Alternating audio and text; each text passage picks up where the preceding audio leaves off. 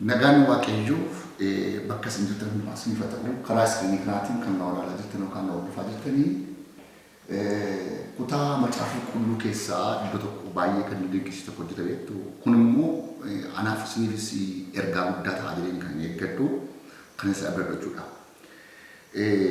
Sagaleen kun seera boqonnaa 3 lakkoofsa 10 kaasee maal jedha? Ani mootii Gibxii sin ergaa dhaqi saba koo Israa'eliin biyya Gibxii baasi jedhee Waaqayyo Museetti hime. Ani mootii Gibxii sin ergaa dhaqi saba koo Israa'eliin biyya Gibxiitii baasi ittiin jedhee Waaqayyo. Iddoo kanatti ilaaltanii Waaqayyo Musee ergee gara eessaatti? Gara Gibxiitti, gara mootii Gibxiitti. Waggaa 430 Israa'el dhiphachuu isaanii argee Waaqayyo gad bu'aa jedhee boqonnaa 3 lakkoofsa torbatti.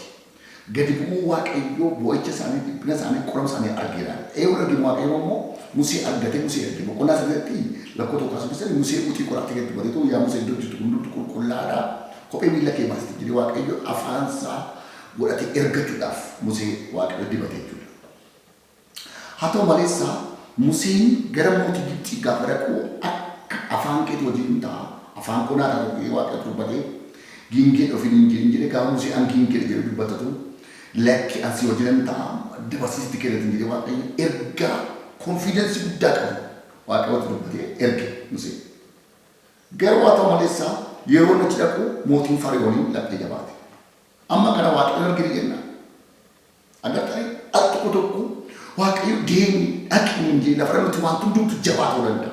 Dhagaachuu danda'a. Ulfaachuu danda'a. Maanyi waan akkasii amma jennu ga'uu dandeenya. Waaqayyo keessa jiru sobaa ni Waaqayyo dubbate. Raajii Waaqayyo dubbate Musee dubbate. Kana dubbii kanatti gaane Waaqayyo iddoo kanatti Musee wajjin hin jiru miti. Hin ergine miti ergeera. Fara'ooniin garaa jabeessee mataa jabeessee asii immoo Museedhaan dhaqii dubbadhu jedhee afaan godhatee Waaqayyo ergate.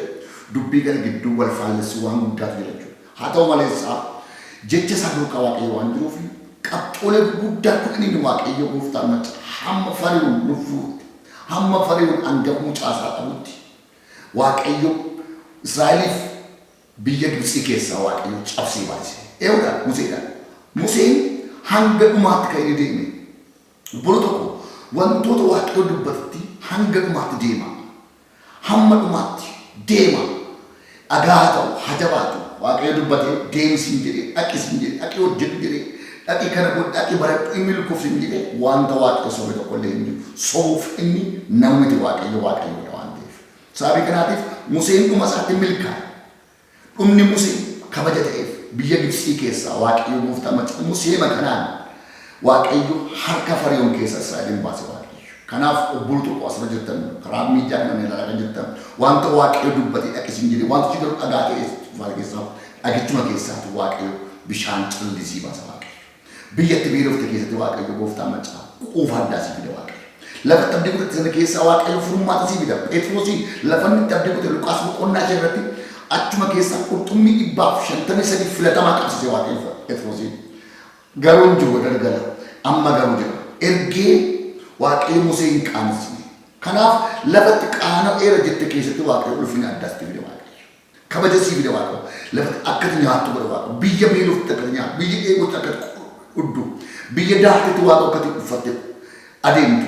Biyya abdii godhatti Waaqayyo akkati gammachiisu. Biyya boositti akkati kofaltu Waaqayyo si godha jechuudha. Kanaaf Waaqayyo gooftaan waan dubbate faana waan jiruuf Ermiyaas tokko dubbii qofaan jedhee dubbate lakkoofsa tokkotti Waaqayyo dubbii isaa faana Waaqayyo waan jiruuf dhumu Waaqayyo hojichi Waaqayyo sa'uma eegi. Agarfadhu arbuusaa kan eeggate ija isaa nyaata gooftaasaa kan eeggate in ulfaata jedhanii akkuma caafamee jiru yoo lafarra kamiyyuu in turu inni dhufa jedhanii in baaqoon boqonnaa 2 akkuma dubbatame Waaqayyo wanta dubbate hundumaa sii xumura. Uftaasina eebbisuu wanti jabaachuun Waaqayyo keessa hin jiru miti. Ulfina isaatu dhuma isaatu bareedaa waan ta'eef wanti si jabaatetti abdiin mootiin dhuma isaatu sii bareeda waan ta'eef gooftaa sana eebbisuu eebbifamu.